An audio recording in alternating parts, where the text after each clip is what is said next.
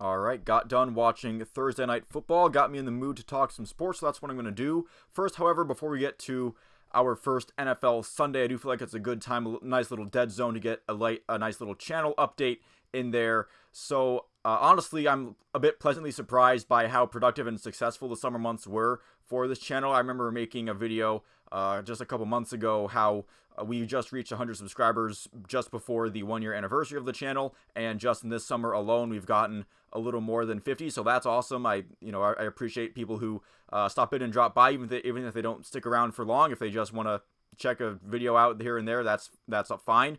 I didn't expect it to be that successful because, there's no mainstream football on in the summer. I know there's stuff like XFL and things like that, but not a whole lot of mainstream football going on. The NBA and NHL wrap up fairly early into the summer, so there's this vast emptiness from mid-June up until now. I mean, baseball is going on. I make a baseball video every now and then, but baseball isn't really my bag, to be quite honest. So, if people are checking this channel out and they have any suggestions for what they want to see, I'm open to suggestions. Obviously, I can't promise anything. I'm not like a master video editor. I'm obviously not working with a high budget set or anything, but if there's something people want to see that I can feel like I can realistically get done, then I would love to be talking about that. But with that out of the way, let's get to talking to some football. So the Lions win 21-20 over the Kansas City Chiefs in Arrowhead Stadium.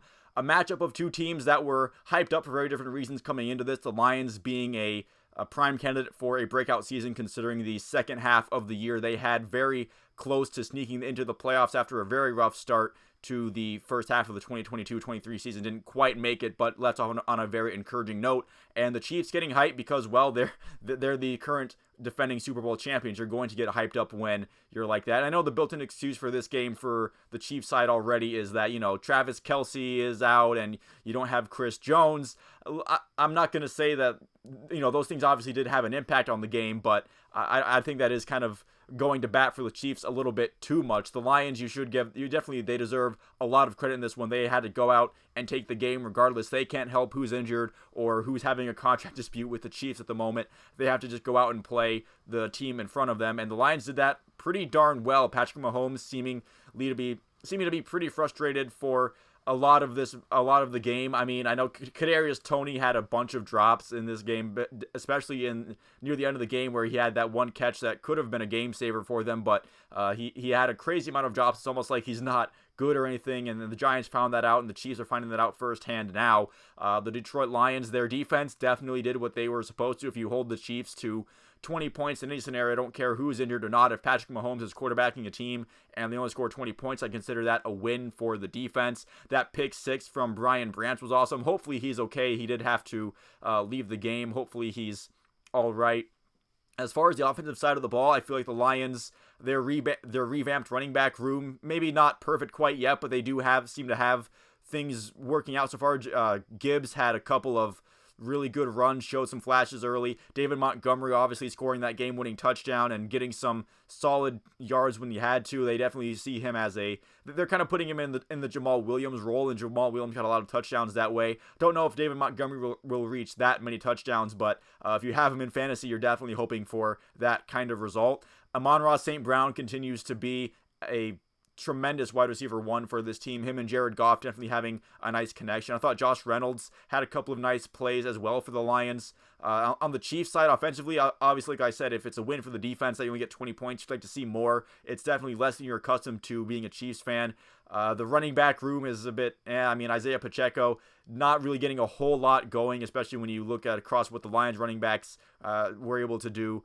Rashee Rice definitely seems to be maybe a bright spot for this receiving core, but again, Kadarius Toney with a good number of drops and just a rough day for the skill position for the Chiefs. If you're not, Patrick Mahomes actually looked pretty darn good. There were a couple nice scrambles he had. He looked like he was kind of doing the best with what he could work with, but when you have receivers just dropping footballs that are placed right where they're supposed to be, I'm not sure what else he's supposed to do. But a very good game in general. It was a close game, obviously, with it being only 1 point, and there wasn't really a decided winner until the last couple minutes of the game when the Lions got that first down after the 2-minute warning. So it's about all you could ask for in terms of, as far as being a sort of neutral observer. I was definitely pulling for the Lions in this one to pull off the upset, but if you're not a Chiefs fan, you're just looking at this for trying to see a good game, you definitely got what you came for. Now, I also want to talk about some college football week 1 action. I know we're a bit past that, but I still want to get some words out about that.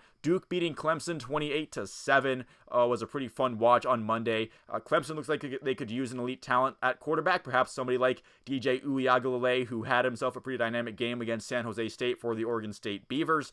So as much focus as there's going to be on Clemson's downfall, Duke did look fairly good in this game, although Clemson, it wasn't quite an issue of them moving the ball. They got down to the red zone quite often. It was that Duke just made those game-changing plays in the red zone when they had to. So Clemson dropping in the AP poll to number 25 in as what's essentially a useless poll. There's no reason to get upset or elated about AP poll rankings. They don't even have any power over bowl matchups or the playoffs or anything like that. Duke is number 21 for whatever that's worth.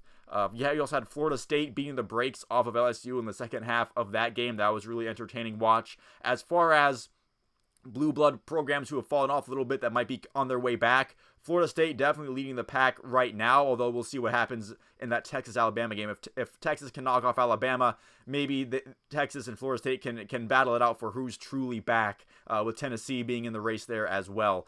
But perhaps the most fun story of all out of college football in week 1 was Colorado pulling the upset on TCU in Deion Sanders' first game as head coach. And first of all, this was just a really good game in general. It was very high scoring. No one really pulling away. It didn't even really need all of the personality and the hype behind, Deion Sanders' first game just to make it a good game. It was already good, but just that Deion Sanders factor in Colorado and what they're going through being there, that just added all that more seasoning to this game.